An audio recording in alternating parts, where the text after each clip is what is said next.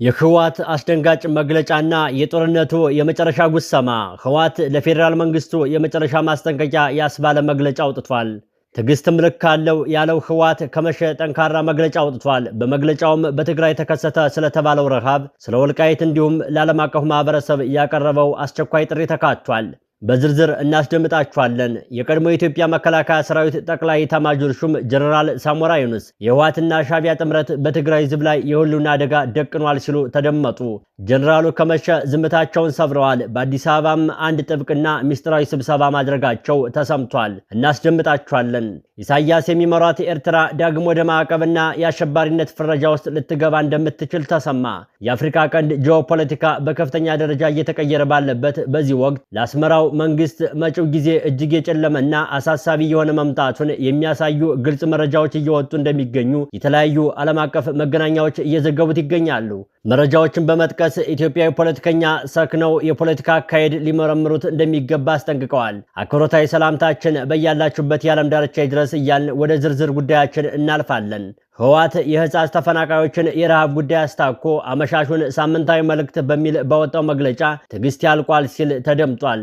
እንደተለመደው የፌደራል መንግስቱ የወነጀነው ህወሓት በተደጋጋሚ ያቀረበው ጥሪ ምላሽ አለማግኘቱን ገልጿል።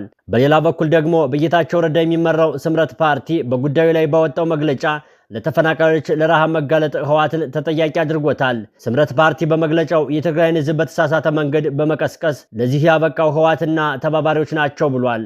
አሁንም የፕሪቶሪያውን ስምምነት ሙሉ በሙሉ ተግባራዊ ለማድረግና የተፈናቀሉ ወገኖቻችን ወደ ቤታቸው የመመለስ መፍትሄን ህወሓት ሆን ብሎ እያደናቀፈ ነው ሲልም ከሶታል። ህወሓት የትግራይን ህዝብ እንደ እስረኛ መዳፍ ውስጥ አስገብቶ ሁሉም ነገር ለስልጣንና ለቡድን ጥቅም በመዋል የፖለቲካ ቁማር ተጫውቷል፣ እየተጫወተም ይገኛል ሲል ከሷል። ስምረት በመግለጫው በረሃብ ለተጎዱ ተፈናቃዮች አስቸኳይ ሰብአዊ ድጋፍ እንዲቀርብም ጥሪ አቅርበዋል። የህፃን ተፈናቃዮችን ሁኔታ የሚያሳዩ አሰቃቂ ምስሎች መውጣታቸውን የቀጠለ ሲሆን አባቶችን ጨምሮ የተለያዩ አካላት ድጋፍ እንዲደረግ ጥሪ እያቀረቡ ነው። ህወሓት በመግለጫው ለዘላቂ ሰላም መስፈን ቁርጠኝነት ቢኖረኝም የትግራይን ህዝብ ለማጥፋት የሚደረጉ ሴራዎችን አልታገስም ብለዋል። የኢትዮጵያ መንግስት የትግራይ ህዝብን በተለያዩ መንገዶች የዘር ማጥፋት ዘመቻውን ቀጥሏል በማለት የወነጀለው ህወሓት ትግራይ ያለው የሰብአዊ ቀውስ መባባሱን ጠቁሟል። ይሁን እንጂ ትግራይ ለገጠሟት ቀውስ የፌደራል መንግስቱን ተጠያቂ የሚያደርገው ራሱ ህወሓት ተፈናቃዮችን የፖለቲካ መያዣ በማድረግ ይወነጅላል። ከህወሓት በተቃራኒ የቆሙ በርካታ የትግራይ ፖለቲካ ኃይሎች ተፈናቃዮች ለችግር የተጋለጡት ሰብአዊነትና ፖለቲካ ድካም በመቀላቀሉ ነው ይላሉ። ዓለም አቀፍ ማህበረሰብም በትግራይ ህዝብ ላይ እየተፈጸመ ያለውን የዘር ማጥፋት ወንጀል ለመከላከል ጥረት እያደረገ አለመሆኑን አመላክቷል። ህወሓት በመግለጫው ዓለም አቀፉ ማህበረሰብ ተገቢውን እርምጃ መውሰድ አለበት ያለ ሲሆን ትዕግስትም ልክ አለው በማለት አሳስቧል። ህወሓት አክሎም የሸራ ድንኳን ውስጥ የሚኖሩ ህዝባችን የአራዊት ሰለባ ሆነዋል ብሏል። የቀድሞ የኢትዮጵያ መከላከያ ሰራዊት ኤታማዦር ሹም ጀነራል ሳሞራ ዩኑስ የህወሓትና ሻዕቢያ ጥምረት በትግራይ ህዝብ ላይ የህልውና አደጋ ደቅኗል ሲሉ ተደመጡ።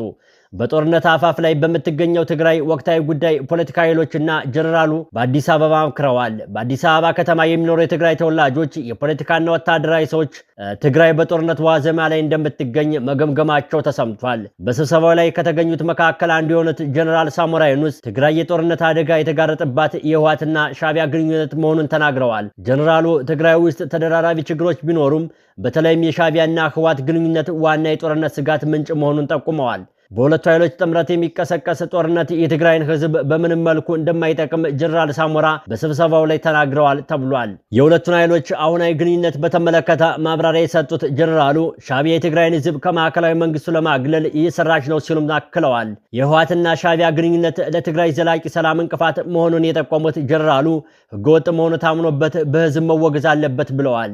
ህወሓት በካምፕ አፍኖ የያዘው ተዋጊ ኃይል በቃይ ብሎ ከስልጣን ጥመኛ ቡድን መጠቀሚያ ማምለጥ አለበት ሲሉም ጥሪያቸውን አቅርበዋል።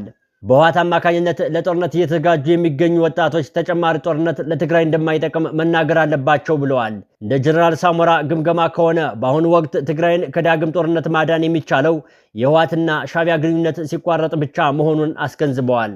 የሁለቱን ኃይሎች ጥምረት ማምከን ካልተቻለ ትግራይ በምንም አይነት እርምጃ ወደ ዘላቂ ሰላም መመለስ እንደማትችልም አስጠንቅቀዋል።